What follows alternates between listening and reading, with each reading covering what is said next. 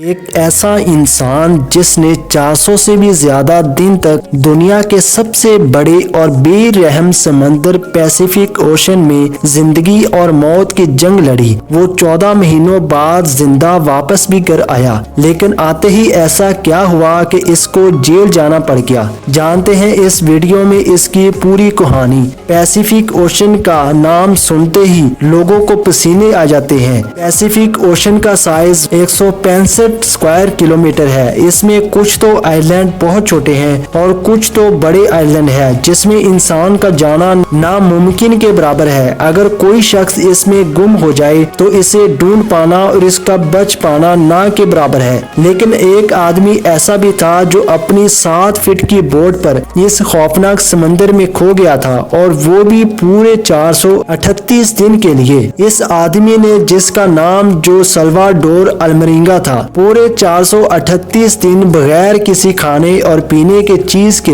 کیسے زندہ رہے۔ 17 نومبر 2012 کے اس دن ایسا کیا ہوا تھا جو جوز اور اس کے ساتھی پر اتنی بڑی آفت ٹوٹ پڑی، اور کیسے اس شخص نے 438 دن سمندر میں بغیر کسی کھانے اور پینے کے چیز کے گزارے تھے۔ جانتے ہیں اس ویڈیو میں۔ یہ بات ہے 2012 کی، جب جوز اور سلواڈور نامی ایک شخص جو کہ ایک ایکسپرٹ مچھیرے تھے، میکسیکو کے ایک چھوٹے سے گاؤں میں رہتے تھے جو کوسٹا ازل کے نام سے جانا جاتا ہے، اس میں رہا کرتا تھا۔ اس وقت اس کی عمر لگ بھگ 37 سال کے قریب تھی۔ جوز میکسیکو کی ایک کمپنی کیمورونیرا کوسٹا کے لیے کام کرتا تھا، اور وہ ہر ہفتے روٹین کی طرح سمندر میں جاتا تھا اور مچھلیاں پکڑتا تھا۔ 17 نومبر 2012 والا یہ دن بھی جوز اور اس کے ساتھی کے لیے بالکل نارمل تھا، لیکن وہ یہ نہیں جانتے تھے کہ اب سے کچھ ہی لمحوں بعد ان پر ایک بہت بڑی آفت ٹوٹنے والی تھی۔ ان کو یہ معلوم ہی نہیں تھا کہ یہ ایک ایسا ورلڈ ریکارڈ بنانے جا رہے ہیں جس کو کوئی بھی شخص کبھی بھی توڑنا نہیں چاہے گا۔ 17 نومبر کی دوپہر کے وقت جوز اپنے ایک ساتھی کے ساتھ فشنگ کے لیے اپنی چھوٹی سی بوٹ پر روانہ ہوا، اور روٹین کی طرح ان کا خیال تھا کہ وہ پھر واپس اپنے گھر لوٹ جائیں گے۔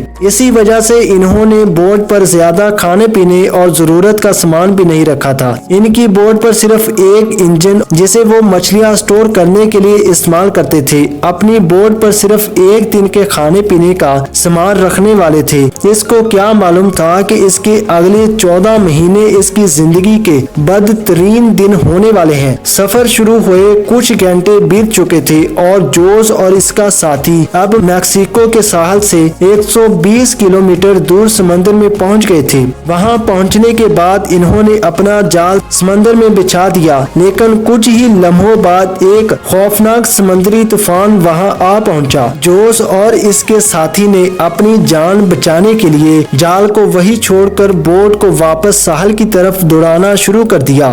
6 گھنٹے بوٹ کو فل سپیڈ میں بھگاتے رہے۔ اب وہ ساحل سے 20 کلومیٹر دور پہنچ گئے تھے، اور اس وقت صبح کے 7 بج رہے تھے، اور ان کو اپنا گاؤں نظر بھی آنے لگا تھا۔ وہ اس طوفان کو تو کافی دور چھوڑ آئے تھے، لیکن اب ان کی قسمت کام کرنا چھوڑ گئی تھی۔ صرف 20 کلومیٹر کی دوری پر ان کی بوٹ کا انجن خراب ہو گیا تھا۔ اب ان کے پاس جبو بھی نہ تھے اور نہ ہی بوٹ کی ڈائریکشن کنٹرول کرنے والا سیل، لیکن ان کے پاس ایک ریڈیو تھا جس کے ذریعے انہوں نے اپنی لوکیشن اپنے باس کو بھیجی اور اس کے جواب کا ویٹ کرنے لگے۔ لیکن اس کے بعد جو ہوا وہ ہر مچھیرے کا ڈراؤنا خواب ہوتا ہے۔ جی ہاں، اپنے باس کے جواب کا ویٹ کرتے کرتے ان کی ریڈیو کی بیٹری بھی جواب دے گئی، اور اب ان دونوں مچھیروں کا باہر کی دنیا سے کانٹیکٹ ختم ہو چکا تھا۔ جوز الورینگا اور اس کے ساتھی ابھی اسی شوق میں تھے کہ اچانک وہ ہوا جس کا بالکل بھی اندازہ نہیں تھا۔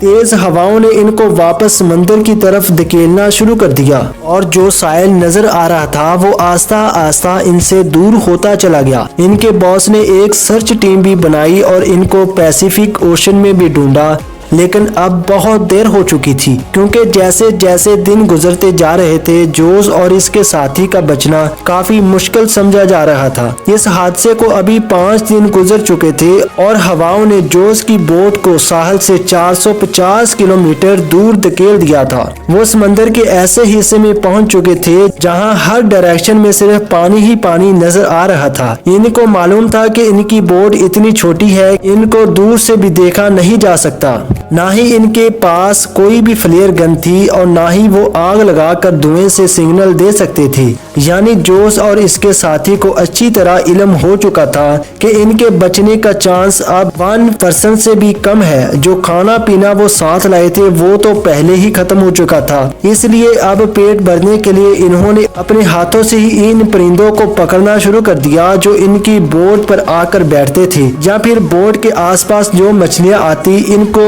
پکڑ کر کچا کھانے لگے۔ سمندر کا کھارا پانی پینے سے انسان کی موت ہو سکتی ہے، اسی وجہ سے انہوں نے بارش کا پانی سمندر میں تیرنے والی پلاسٹک بوتلز میں جمع کر کے پینا شروع کر دیا۔ لیکن جب بارش کئی دنوں تک نہیں پڑتی تب وہ اپنے پیاس بجھانے کے لیے مچھلیوں کا خون پیتے تھے، اور وہ بھی تب جب ان کو پکڑنے میں کامیاب ہوتے تھے۔ دن گزرتے گئے اور پھر مہینے، یہ دونوں جس مینٹلی ٹارچر سے گزر رہے تھے وہ امیجن کرنا بھی ہمارے لیے مشکل ہے۔ آخر کار جوز سلورینگا کا ساتھی یہ ٹارچر برداشت نہ کر سکا اور 4 مہینوں کے تحت اس نے سوسائڈ کر لیا۔ اب اس چھوٹی سی بوٹ پر بات کرنے کے لیے بھی اس کے آس پاس کوئی نہ تھا اور وہ چاروں طرف گہرے سمندر میں اکیلا زندگی گزارنے لگا۔ میپ میں دیکھا جائے تو ایک اندازے کے مطابق اب جس پیسیفک میں موجود تھا اور یہ دنیا کا خاموش ترین حصہ مانا جاتا ہے، حتیٰ کہ یہاں سے کارگو شپس بھی کبھی کبھار گزرتی ہے۔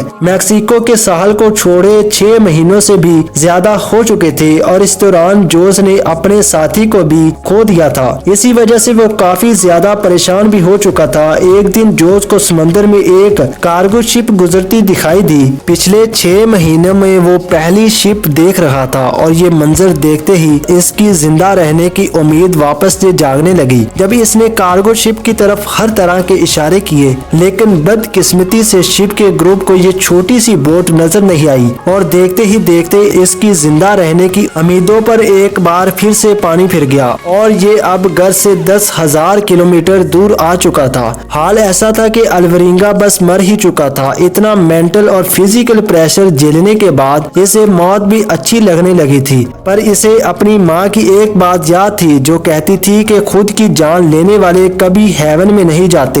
بس اسی کی وجہ سے اس نے سوسائڈ نہیں کیا۔ وہ 99 دنوں تک زندہ رہا اور انجانے میں اس نے ایک ایسا ورلڈ ریکارڈ بنا دیا جسے توڑنے کا کوئی سپنے میں بھی نہیں سوچے گا۔ بنا کھانے پینے کے 438 دن تک سمندر میں زندہ رہنے کا ریکارڈ، جو کہ اگلے دن اسے آس پاس میں ایک چھوٹا سا آئی لینڈ دکھائی دیا جسے دیکھتے ہی کہ مان لو جیسے ایک مردے میں واپس جان آ گئی ہو۔ وہ آئی لینڈ اس سے قریب 15 کلومیٹر دور تھا اور بوٹ اسی دشا میں جا رہی تھی۔